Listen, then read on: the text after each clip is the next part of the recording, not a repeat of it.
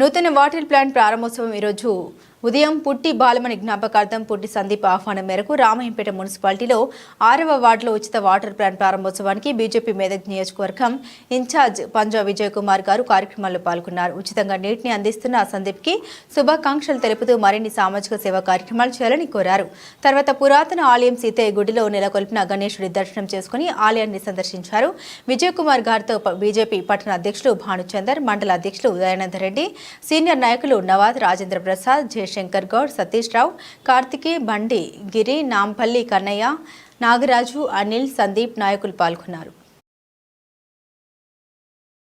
ఉంటే కూడా లోకల్ మనం సాయం చేయాలి, అందరికి అండగా ఉండాలని చెప్పి ఒప్పించి ఈరోజు రాములు గారు, పుట్టి రాములు గారు, సందీప్ గారు ఇద్దరు కూడా ప్రజలకు సేవ చేయాలనే సంకల్పంతో ముందుకు రావడం చాలా హర్షణీయ విషయం. ప్రజలు కూడా దీన్ని సద్వినియోగం చేసుకోవాలి. కలుషితంగా నీటి నుంచి వచ్చేటువంటి అనారోగ్యాన్ని పారదోలడానికి మంచి ఆర్ఓ వాటర్ ప్లాంట్ ఏర్పాటు చేసి ప్రజలకు సేవ చేస్తున్నారు. నిజంగా కూడా రామాయంపేట ప్రజల తరఫున, భారతీయ జనతా పార్టీ తరఫున కూడా నేను మనస్ఫూర్తిగా సందీప్ కుటుంబాన్ని అభినందిస్తున్నాను. జై హింద్.